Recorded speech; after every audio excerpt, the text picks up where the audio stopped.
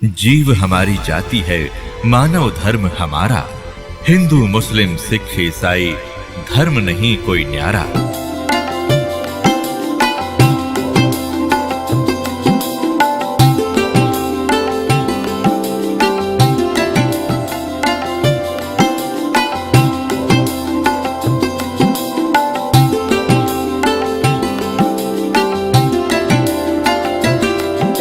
अब जैसे किसी को एक्सीडेंट हो गया और उसका ब्लड चल रहा है, ब्लीडिंग हो रही है, तो डॉक्टर सबसे पहले उसकी कोशिश करेगा कि ब्लड रोकूं, चाहे उसकी टांग में कितनी पीड़ा हो रही हो, फ्रैक्चर भी हो रहा हो, उसने नहीं संभालेगा कि ये दर्द होने दे थोड़ा पहले इसकी जान बच चली जाएगी जब ब्लड नहीं रोक थे। तो वो कह रहा होगा है मर गया, पैर टूट गया है मर गया, तो वो अलग बात है। पहले वो ब्लड रोकेगा, फिर उस टांग ने संभालेगा, उस तक जान नहीं जा सकती।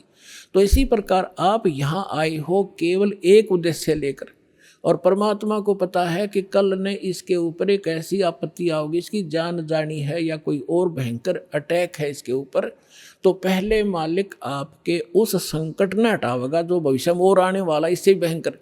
और आप ये सोचोगे बता मेरा ये संकट ना ठीक हुआ, 2 बार लिया, तीसरी बार आ ली, 5वीं हाजिरी होगी। पुणात्मा या तो आजीवन आने की नीयत बनाओ जब आपका कल्याण होगा।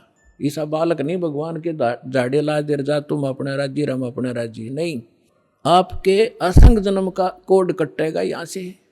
अब जो प्रसंग चल रहा है कि जिन जैसे सतयुग के अंदर पुण्यात्मा जन्म लेती है और उनके लिए परमात्मा ऐसा माहौल बना देता है, फलदार वृक्ष होते हैं सब जगह। जैसे आजकल हम कणक पैदा करते हैं कितनी मेहनत करके, उस समय ये ऐसे खड़े रहते जैसे सामक देखा हुआ आपने, ऐसे खड़े रहते हैं और जाओ और तोड़ो और झाड़ो पकाओ और खाओ, फल तोड़ो खाओ और भजन, और उसमें भजन सभी करते हैं, उनकी एक ऐसी श्रद्धा होती है। तो वो भक्ति करते हैं शास्त्र विरुद्ध, और सुख सारे उपलब्ध हैं, शरीर भी स्वस्थ है, लाखों वर्ष जीवन भी रहता है, बाप से पहले बेटा भी नहीं मरता है, और विधवा औरत विधवा नहीं होती हैं। तो वो ये सोच रहे कि हम जो साधना कर रहे हैं इससे में लाभ है, नहीं, यह भूल मार रही है हमने आज तक।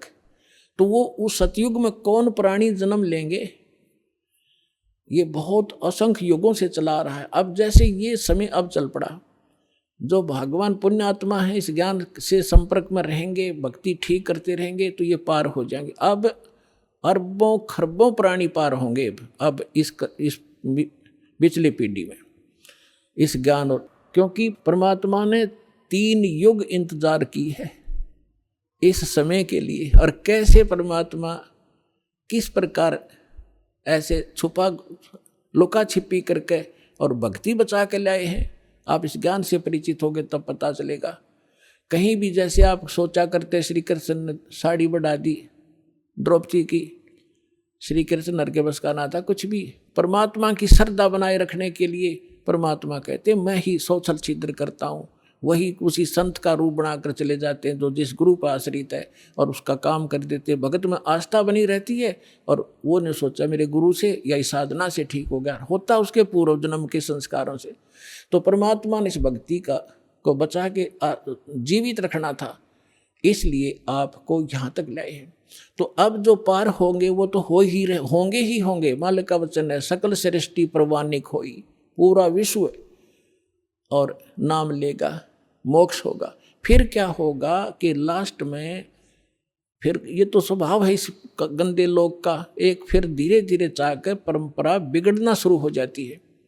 तो उस समय लास्ट में जो भक्त भक्ति यही कर रहे होंगे लेकिन वो पार नहीं हो पाएंगे, उनकी संख्या भी थोड़ी नहीं होगी, बहुत लाखों और करोड़ों में होंगे जो पार नहीं हो सकेंगे, लेकिन भक्ति संग्रहित हो जाएगी उनकी जबरदस्त। तो वो फिर क्या करेंगे, काल के हाथ चढ़ेंगे।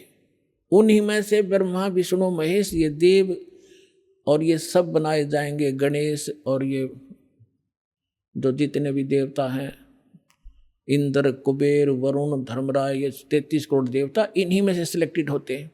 और फिर इनको ऊपर रखेगा, ऊपर के लोकों में इनकी पुण्य इनके साथ होंगे। फिर वहाँ इसका टैक्स है, अपना टैक्स अलग लेगा और अपना वह माल बेचेगा वो न्यारा। तो इनके पुण्य समाप्त जब हो जाएंगे फिर ये दोबारा सतयुग में जन्म लेंगे। वो पिछले वाले जो ऊपर लुटन लग रहे हैं वो इस सतयुग में आएंगे और अब वाले फिर काफ़ी वर्षों के बाद वो आएंगे फिर सतयुग में। अब सतयुग में होंगे ये भक्ति संग्रहित प्राणी जो अब करेंगे। शास्त्र अनुकूल साधना अब मिली इनको। आज तक शास्त्र अनुकूल साधना नहीं थी। 4 युग का हिसाब लगा के देख लो, जब किसी के पास आज तक ये शास्त्र अनुकूल साधना हो या भक्ति की हो किसी ने। तो भक्ति अभी शुरू होगी तो इनमें से बचे हुए फिर उसी गेड़ में आ गए। सतयुग में जन्म हुआ, फिर वही त्रेता में, द्वापर में, और फिर कलयुग के इसी समय में फिर दाव लगेगा इस मोक्ष का। और ईब चूकिए तो फिर वही चक्कर, इंद्र हजारों वर्ष युगों तक आप वह इंद्र की पोस्ट पर रहोगे, हजारों वर्षों तक देवताओं के स्वर्गलोक में अपना माल खाओगे, बर्बाद करोगे पूंजी को।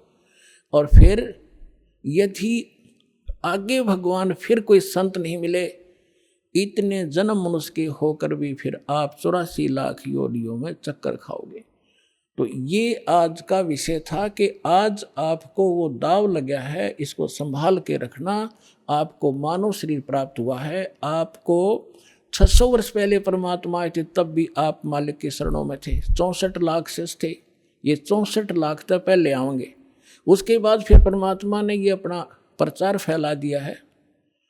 जैसे आपको बताया गया है कि ये वाणी उसको भी, जैसे कागभूषण की कथा सुनाई थी, 6 महीने कथा सुनकर उसका थोड़ा सा असर हुआ कि नाम ले लूं, तो ये इतना प्रचार होगा इस वाणी का, आंधी सी उठेगी।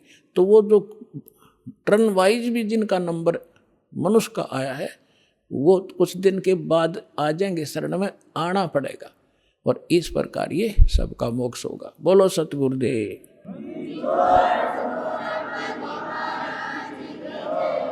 आप सुन रहे थे जगत गुरु तत्वदर्शी संत रामपाल जी महाराज जी के मंगल प्रवचन। अधिक जानकारी के लिए विजिट कीजिए हमारी वेबसाइट www.jagatgururampalji.org। संत रामपाल जी महाराज जी के शुभ आशीर्वाद से पूरे विश्व भर में 500 से भी ज्यादा नाम दीक्षा केंद्र हैं, जिन पर संत रामपाल जी महाराज जी द्वारा ऑनलाइन निशुल्क नाम दीक्षा दी जा रही है। अपने नजदीकी नाम दीक्षा केंद्र का पता करने के लिए संपर्क करें 8222880541।